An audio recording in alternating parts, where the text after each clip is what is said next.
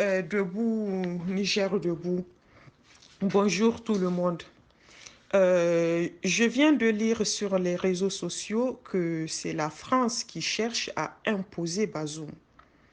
Donc la situation se complique.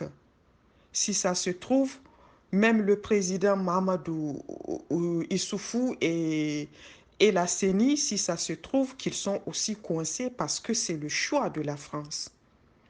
Donc la situation se complique là. Qu'est-ce qu'il faut qu'on fasse concrètement parce qu'il faut qu'on agisse?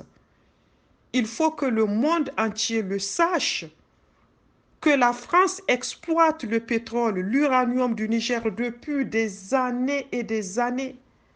Le Niger est le dernier pays au monde du point de vue indice de développement humain. Et non content de ça, aujourd'hui, ils veulent nous imposer un président que nous avons tous vomi. Nigériens, réveillez-vous parce que l'heure est grave. C'est maintenant qu'il faut agir. Il faut qu'on trouve une solution ici et maintenant. Il faut qu'on descende dans les rues s'il le faut. Vous savez une chose? Il n'y a pas de révolution sans effusion de sang. Est-ce que vous êtes prêts à mourir pour le peuple? Est-ce que vous êtes prêts à mourir pour nos enfants, nos arrière-petits-enfants qui vont venir après? Moi, je le suis. Parce que ça ne peut pas continuer comme ça. Vous vous rendez compte?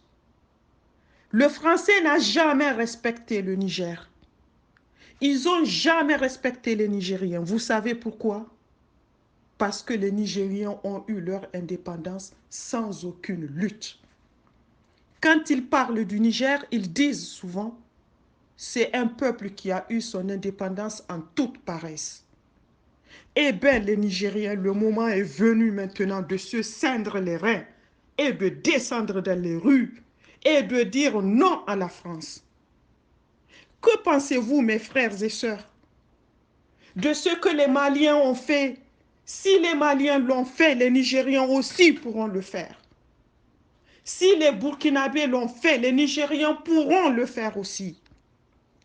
Ce n'est plus le moment de rentrer dans des cours de philosophie, des cours de sciences po. Non, c'est le moment d'agir.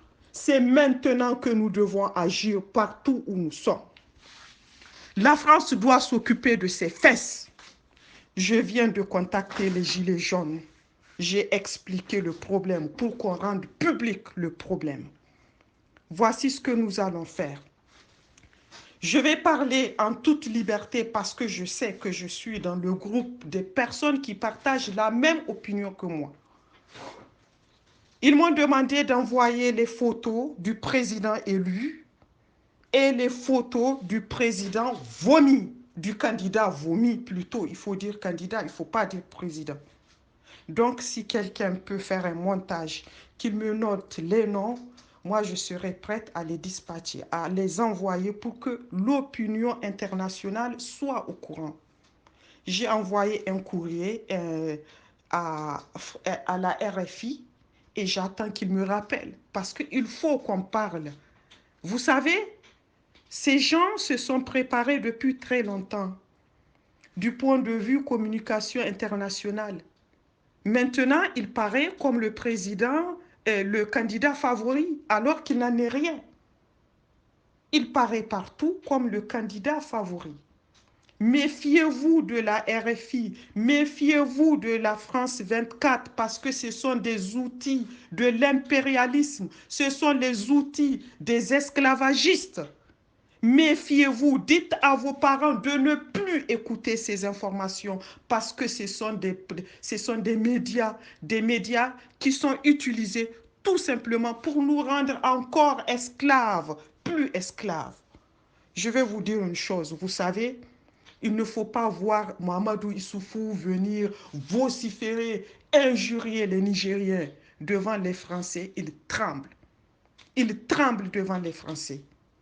Vous savez une chose, vous savez, toutes les greffes marchent, sauf les greffes de couilles.